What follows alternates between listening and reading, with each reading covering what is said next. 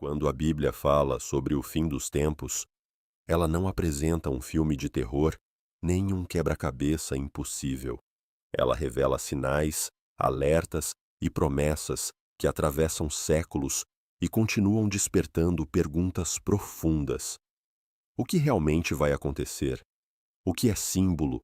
O que é literal? E o que Deus quis deixar claro para nós?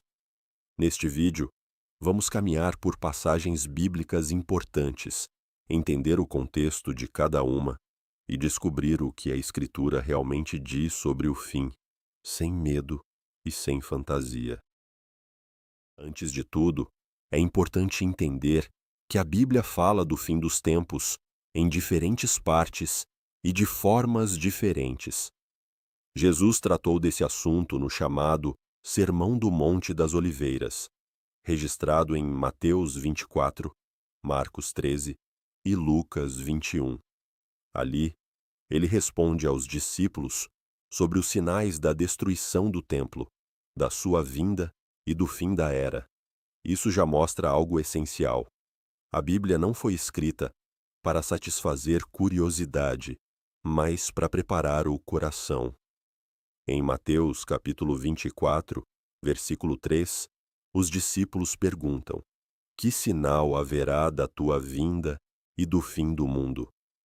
E Jesus começa falando de enganos, guerras, fomes, terremotos e perseguições. Mas ele deixa claro que esses eventos, por si só, não significam o fim imediato. São o princípio das dores, como está em Mateus capítulo 24, versículo 8. Essa expressão, princípio das dores, é muito forte. Ela indica que, antes do fim, haverá intensificação de sofrimento, como dores de parto que aumentam até o nascimento. Ou seja, a Bíblia não descreve apenas caos, mas uma sequência de acontecimentos que se tornam mais intensos. Guerras e rumores de guerras aparecem em Mateus capítulo 24, versículo 6, mas Jesus diz: vede que não vos assusteis, porque é necessário assim acontecer, mas ainda não é o fim. Aqui existe uma chave espiritual importante. O cristão não deve viver dominado pelo pânico. A mensagem bíblica não é entrem em desespero, mas permaneçam firmes. Outro texto muito citado é 2 Timóteo, capítulo 3, versículo 1-5, onde Paulo escreve que nos últimos dias sobreviriam tempos trabalhosos.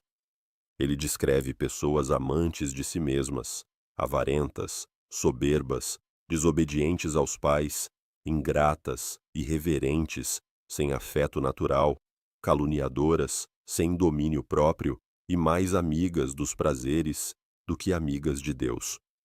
Isso não aponta apenas para acontecimentos externos, mas para uma crise moral e espiritual. O fim dos tempos, na visão bíblica, não é só sobre o que acontece no céu ou na terra. É também sobre o coração humano sendo revelado. Quando a Bíblia fala de decadência moral, ela está mostrando que a humanidade se afastaria cada vez mais da verdade. Em Mateus 24, Jesus também menciona algo conhecido como a abominação da desolação, citando o profeta Daniel. Em Mateus capítulo 24, versículo 15, ele diz: quando, pois, virdes que a abominação da desolação, de que falou o profeta Daniel, está no lugar santo, para entender isso, precisamos olhar para Daniel 9, 11 e 12. Daniel fala de um período de grande angústia, de profanação e de oposição contra Deus. Isso mostra que o fim dos tempos também envolve conflito espiritual e resistência contra aquilo que é santo. Não se trata apenas de eventos políticos ou militares, mas de uma batalha mais profunda entre o reino de Deus e a rebelião humana. Quando Jesus fala de tribulação, em Mateus capítulo 24, versículo 21, ele usa uma linguagem ainda mais séria. Haverá então grande tribulação, como nunca houve desde o princípio do mundo até agora, nem jamais haverá. Essa passagem exige cuidado. Ao longo da história, muitos tentaram aplicar esse texto a guerras específicas, crises específicas ou épocas específicas. Porém, o ponto principal é que haverá um período de aflição sem precedentes. A Bíblia não está nos dando um convite para especulação infinita, mas um aviso para a vigilância. Em seguida, Jesus diz que, se aqueles dias não fossem abreviados, ninguém se salvaria, mas por causa dos escolhidos, serão abreviados. Isso revela tanto a severidade do juízo quanto a misericórdia de Deus. Muitas pessoas também falam sobre o Anticristo, e esse tema aparece nas cartas de João e em 2 Tessalonicenses. Em 1 João, capítulo 2, versículo 18, está escrito: já agora muitos anticristos têm surgido. Isso é interessante, porque João mostra que o espírito do anticristo já atuava no seu tempo, ou seja, o anticristo não é apenas um personagem futuro. Existe também uma atuação presente de oposição a Cristo. Já em 2 Tessalonicenses, capítulo 2, versículo 3, 4, Paulo fala do homem do pecado, o filho da perdição, que se opõe e se levanta contra tudo o que se chama Deus. Aqui, a Bíblia apresenta uma figura de rebelião máxima, marcada por engano e exaltação própria. Mas observe, ele não está no controle final. O texto deixa claro que sua atuação tem limite diante do poder de Deus. Ao falar dos últimos dias, também precisamos lembrar de Apocalipse. Esse livro é cheio de imagens fortes, como selos, trombetas, taças e cavalos simbólicos. Muita gente lê Apocalipse como se fosse apenas um código para decifrar notícias do jornal. Mas isso é um erro comum. O livro foi escrito para encorajar igrejas perseguidas, mostrando que Cristo reina mesmo em meio ao caos. Em Apocalipse, capítulo 1, versículo 1, o livro se apresenta como revelação de Jesus Cristo. Isso muda tudo. O centro do Apocalipse não é a besta, nem o dragão, nem os juízos. O centro é Jesus.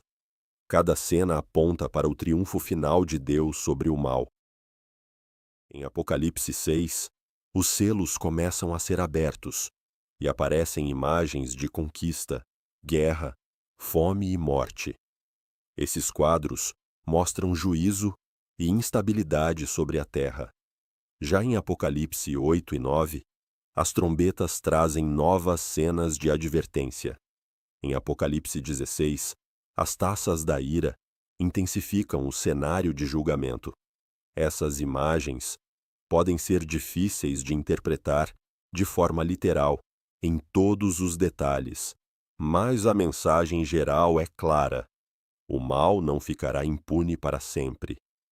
Deus é paciente, mas também é justo, e o fim dos tempos, segundo a Bíblia, inclui o acerto definitivo de contas com a injustiça. Mas seria um erro olhar para tudo isso apenas como terror. A Bíblia também fala de esperança. Em João capítulo 14, versículo 1, 3, Jesus diz: não se turbe o vosso coração, vou preparar-vos lugar. Quando ele fala de sua volta, ele não quer gerar desespero, e sim consolo. Em Atos capítulo 1, versículo 11, os anjos dizem que Jesus voltará da mesma forma que subiu ao céu.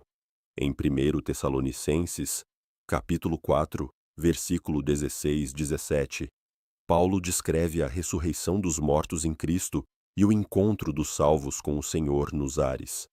Esse é um dos textos mais consoladores da Bíblia para quem crê. O fim, para o cristão, não é abandono, é encontro, não é derrota, é redenção completa. A volta de Cristo também aparece em Mateus capítulo 24, versículo 30, onde o Filho do Homem vem nas nuvens com poder e grande glória. E em Apocalipse 19, ele surge como Rei vencedor. Isso mostra que a história não termina no caos, mas no governo de Deus. A Bíblia não é pessimista. Ela reconhece a dor do mundo, o pecado humano e a oposição espiritual, mas anuncia que Cristo voltará e que o mal não terá a última palavra. Essa esperança é central. Se o foco fosse apenas o colapso do mundo, o texto bíblico seria desesperador. Mas porque o foco é Jesus, o fim também é promessa de restauração. Outro ponto essencial é entender o juízo final. Em Mateus capítulo 25, versículo 31-46, Jesus fala do Filho do Homem assentado em seu trono de glória, separando as nações como o pastor separa as ovelhas dos bodes.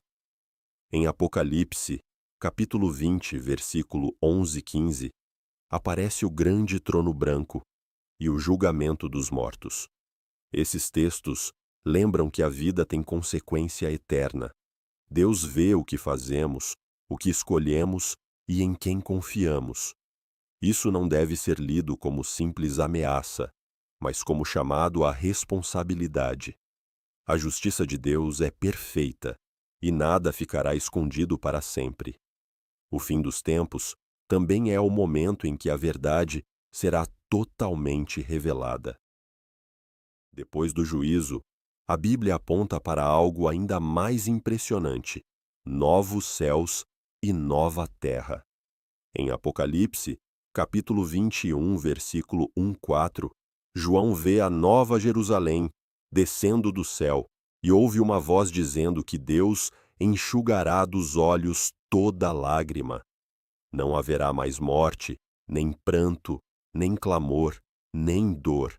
Isso é o coração da esperança bíblica.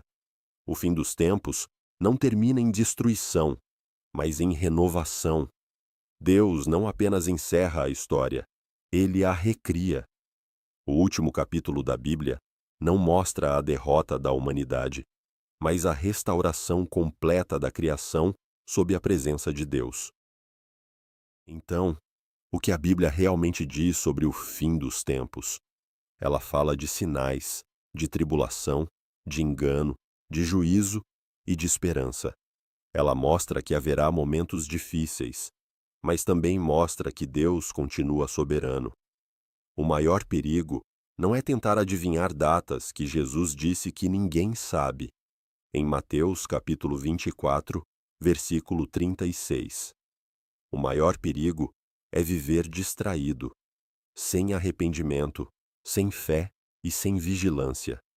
A mensagem bíblica não é para satisfazer medo, e sim para despertar consciência. O fim dos tempos, à luz da Escritura, é um chamado para permanecer em Cristo, confiar na Sua palavra e esperar com fidelidade aquilo que Deus prometeu. Se tem uma verdade que fica depois de olhar para todas essas passagens, é esta: a Bíblia não foi dada para alimentar pânico, mas para afirmar a esperança. O fim dos tempos revela que Deus está no controle, que Cristo voltará e que a história caminha para a justiça e para a restauração. Se essa mensagem falou com você, curta este vídeo, compartilhe com alguém que precisa entender melhor o que a Bíblia diz e deixe nos comentários a palavra Amém como uma declaração de fé. Que Deus fortaleça o seu coração e te mantenha preparado para viver com vigilância, paz e esperança.